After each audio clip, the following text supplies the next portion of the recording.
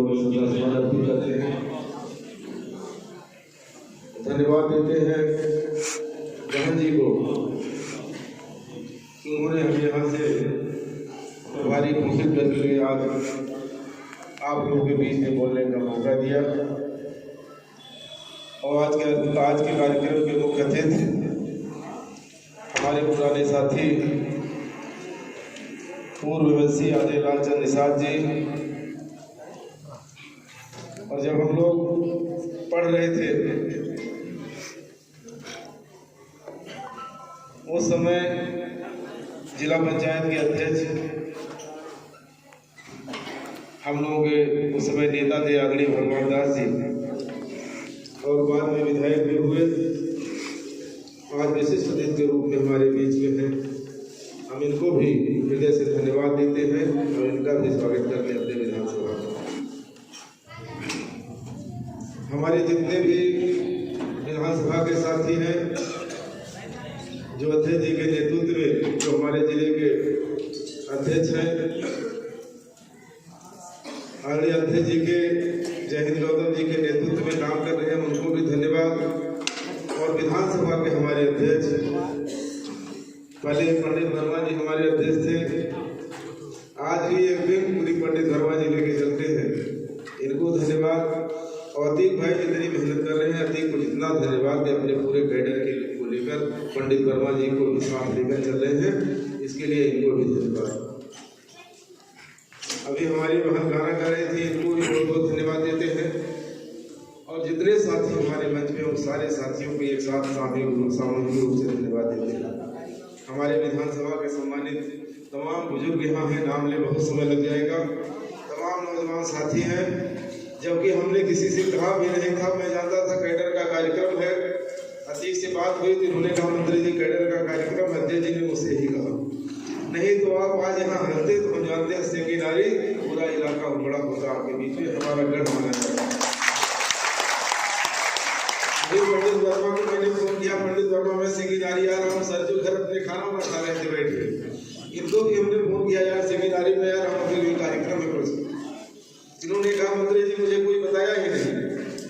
इस इलाके के लोग जाने नहीं पाए थे जाते, क्योंकि कैडर का कार्यक्रम था, जो ट्रेनिंग का कार्यक्रम था, इसलिए लोगों को नहीं पता चला। लेकिन जब हम लोग आएंगे तो स्वाभाविक रूप से 10-20-50 लोग तमाम लड़के से रास्ते में पहुंच गए।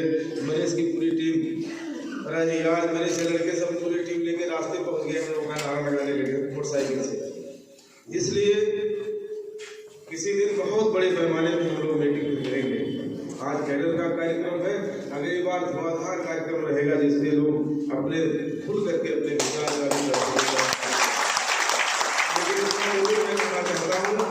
आज हमारे साथियों ने, हमारे नेताओं ने जिस तरीके से आप लोगों के बीच में अपनी बात रखने का काम किया है, और जिस तरीके से सारी पार्टियों के साथ साथ बहुजन समाज पार्टी के बारे में हमारे बीच में बताने का काम किया, हमारे तमाम साथी ऐसे होंगे जो नहीं जानते रहेंगे। ये सही है, राजनीति का जन्मदाता इस देश के अंदर जब हम लोग छोटे छोटे बच्चे थे, जब हम लोग 5 में 6 में 8 में 10 में पढ़ते थे, तब पता चलता था एक पार्टी कांग्रेस पार्टी थी कि जिसका उम्मीदवार कोई घोषित हो जाता था, लगता था बेहद उसको मिल गया और विधानसभा में पहुंच गया। राजनीति का कोई मतलब ही नहीं था, कोई विपक्ष था ही नहीं, जैसा चाहते थे वैसा चलाते थे। लेकिन जब बहुजन समाज पार्टी का उदय हुआ, जब आदरणीय माननीय काशीराम जी, आदरणीय मोहन जी जब राजनीति में आए, उसके बाद आप देखे होंगे हम जैसे तमाम नौजवान, जिनको अभी भगवान दास जी बहुत बता रहे थे, हमारे समय में मंत्री जी एकदम लड़के थे। आप बता दीजिए अगर वो जमाना होता पुराना तो राजकिशोर सिंह कहाँ विधायक हो पाते। ऐसे तमाम हमारे साथी हैं, तमाम जात बिरादरी के लोग हैं, मैं किसी जात में नहीं जाना चाहता। तमाम जात बिरादरी के ऐसे ऐसे नौजवान जिन्होंने बहुत बड़े पैमाने पर अपने इलाके का तरक्की कराया, जिनको देख करके तमाम नौजवानों के अंदर एक उमंग जगी कि अगर मैं भी प्रयास करूं तो मैं भी राजकिशोर सिंह बन सकता हूं। यह संदेश किसने दिया, यह मौका किसने दिया? यह मौका अगर किसी ने दिया तो बहुजन समाज पार्टी की मुखिया। बच्चे तमाम ऐसे बच्चे हैं, पहले ऐसे लोगों को पद मिलता था जो बहुत वरिष्ठ माने जाते थे, जिनका पैर भी डोली से नीचे नहीं उतर सकता था, वह जमाना था कि जिसको पद पे बैठाइए और गुलाम बन के रहे। दिल्ली से अगर आदेश आ जाए, लखनऊ से आदेश आ जाए तो गुलामी की तरह से अगर उसके सामने उसके बाप को कुचलने को कहा जाए और जनता को कुचलने को कहा जाए तो जनता को विरोध इस तरीके के लोगों को पद दिया जाता था। लेकिन आज बता दीजिए, हर समाज के तमाम नौजवान जो नई नई उम्र में जीते हैं, नई नई उम्र में तमाम पदों पे पहुंचने का मौका पाए हैं। उदाहरण मैं हूँ आपके बीच में। आप बता दीजिए, मैं भी छत्री की माँ की कोख से पैदा हुआ था, लेकिन यहाँ का दलित हो, यहाँ का चौहान हो, यहाँ का चाहे मल्लाह हो, चाहे किसान हो, ब्राह्मण हो, ठाकुर हो, कुर्मी हो, मुसलमान हो, किसी जाति बिरादरी का आदमी बता दे कि राजकिशोर सिंह ने कभी किसी का मंत्री होते हुए अपमान करने का काम किया हो। इसलिए मैं मंत्री था, मैं नहीं जानता था मेरा पावर क्या है, क्योंकि मैं केवल खुरपा खांची लेकर के नहीं आया था। मैं मंत्री होने से पहले छात्र संघ का अध्यक्ष भी रहा और जिला पंचायत का सदस्य भी रहा। जहां से लड़के IAS IPS बन के निकलते हैं, उनका भी लीडर मैं रहा हूँ।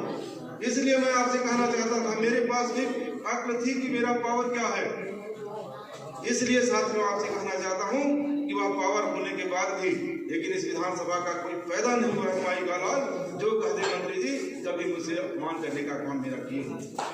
मैंने मुझे लगता था कि कहीं हलैया के किसी बुजुर्ग का अपमान हो जाए तो आप बता दीजिए मंत्री जी अपना अपमान करा लेते थे, लेकिन अपने बुजुर्ग का अपमान नहीं कर लेते थे। इसलिए मैं आपसे कहना चाह रहा हूँ, जितने से हमारे साथी हैं, साथियों यहाँ इलाके के तमाम लोग हैं, आप बता दीजिए यही इलाका आपका है। इसके पहले देखे होंगे आप तमाम ताने मिलते हैं पूर्वांचल में, यही हरैया का इलाका है। आप लोगों ने मुझे विधायक बनाया था और देखे होंगे एक दैवी आता के नाम पे इस बार बाढ़ कितना पानी बरसा, धान सब गल गए। एक चौधरी साहब किसी विधायक से पूछे जो यहाँ के हैं कि चौधरी साहब पूछे कि विधायक जी अगली बार एक पत्थर नहीं गिरा था, अब हम लोगों को बड़े पैमाने पर अनुदान मंत्री जी ने दिलाया। तो उन्होंने कहा मंत्री जी दिलाते होंगे, मैं नहीं दिलाता। अरे आप कैसे दिलाओगे जब आपके नेता के दिल में, आपके नेता को किसानों के बारे में कोई जानकारी नहीं है। आप किससे जाकर के कहोगे? चाहे प्रधानमंत्री जी हो, चाहे और बड़े बड़े जो इनके दिग्गज नेता हो, आप बता दीजिए कौन किसानी करता है, कौन जानता है किसानी के बारे में? ये बचपन से ही संघ और जो भी होता है इनका, उसमें ये लोग घूमते रहे और खाते रहे और राजनीति करते रहे। लेकिन हम लोग जिस गांव से निकलते हैं, हम लोग जिस गांव से आए हैं, वहाँ हमारे माँ बाप किसानी से बढ़े हैं। किसानी करके मैं भी एक किसान का बेटा हूँ, तब आज आया हूँ। इसलिए और आप लोगों से केवल इतना कहता हूँ, यही तमाम हमारे भगवान दास जी और लालचंद जी बैठे हैं। भगवान दास जी, लालचंद जी, आप पूछिए ही परशुरामपुर का इलाका है, जंगल राज कहा जाता था परशुरामपुर की। न सड़कें थी, न बहुत बिजली थी, न कोई ऐसा संसाधन था यहाँ। और गांव में जब मैं भी प्रचार में घूमता था, गांव की स्थिति भी मैंने देखा था।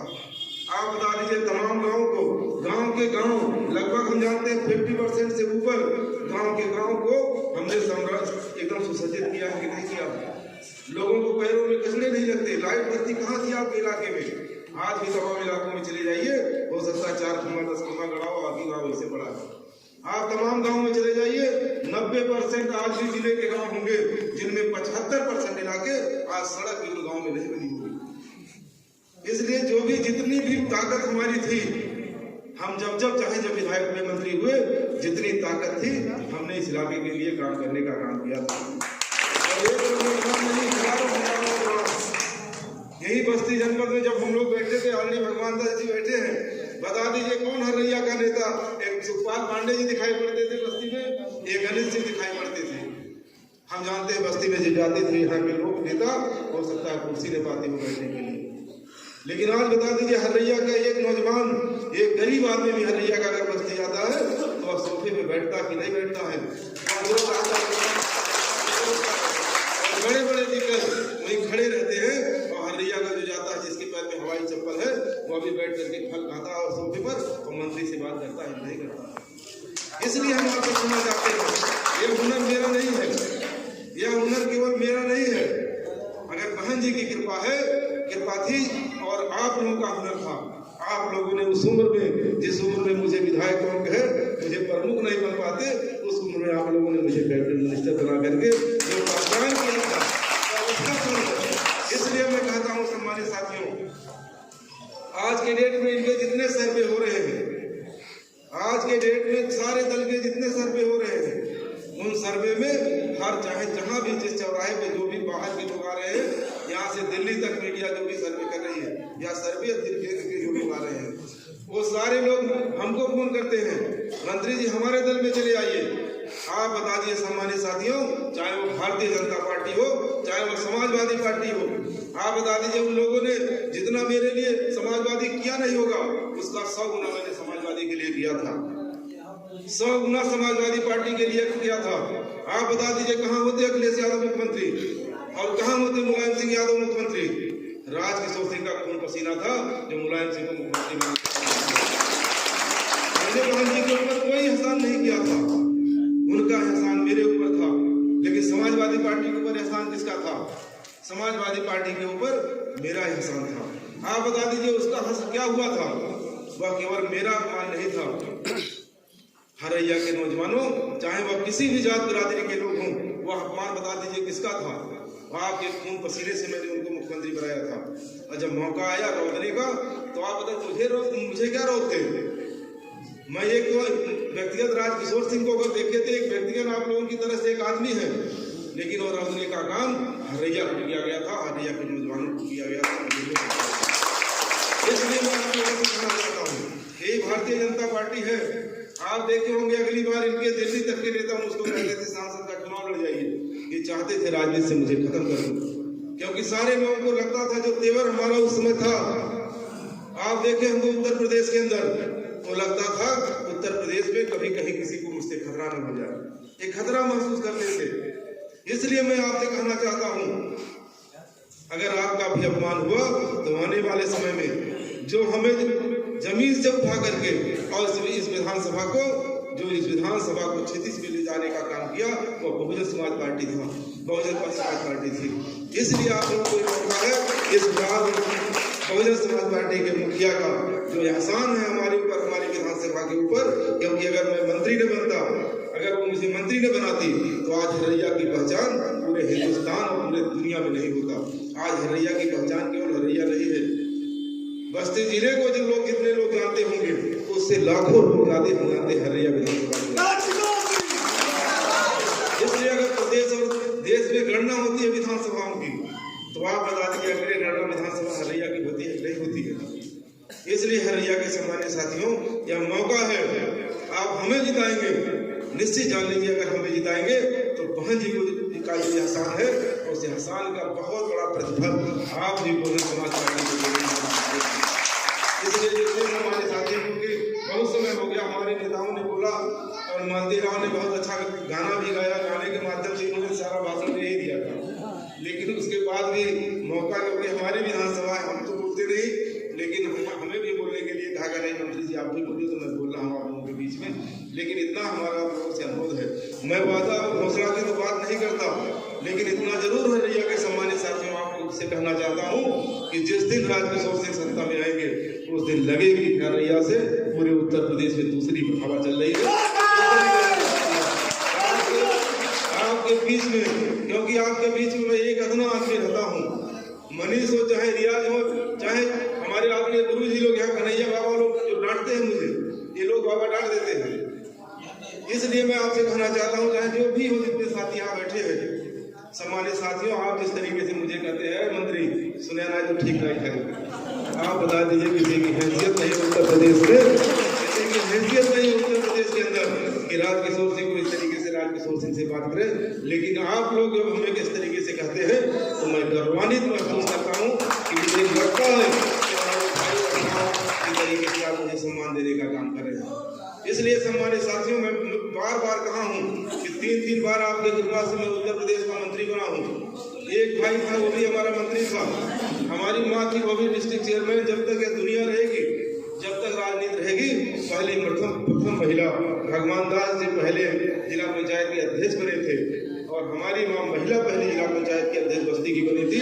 ये नाम सब अमर रहेंगे दुनिया में। यही हमारा लड़का है, यही हमारा लड़का आपके बीच में बैठा है। ये सबसे कम उम्र का हिंदुस्तान में आज तक के इतिहास में सबसे कम उम्र का डिप्टी चेयरमैन बना है। अब इसका रिकॉर्ड टूटने वाले टूटने में भी नहीं टूट सकता, क्योंकि वह डेट ही नहीं आ सकती टूटने वाली कभी। उस डेट में कोई चुनाव नहीं लड़ सकता है। इसलिए हम आपसे कहना चाहते हैं, हम 3 बार मंत्री बने, यह किसकी कृपा है? खरैया के सम्मानित साथियों, यह कृपा है। और मैं विश्वास दिलाता हूँ फिर एक बार आपके सिंगी नारी आश्रम के बगल में, क्योंकि सिंगी नारी का संदेश प्रमुख है। आज वहां मैं खड़ा हूँ सिंगी नारी के उस कोप पे। मैं विश्वास दिलाता हूँ कि शरीर का एक एक कतरा अगर जरूरत पड़ेगी आप पे तो ऐसे न्यौछावर कर दूंगा। अगर ये मौका मिले कि मंत्री जी आपके बड़ी से हरैया आसमान की स्थिति में जाएगा तो मंत्री जी गर्वानी महसूस करेंगे, उसमें भी पीछे नहीं हटेंगे। बहुत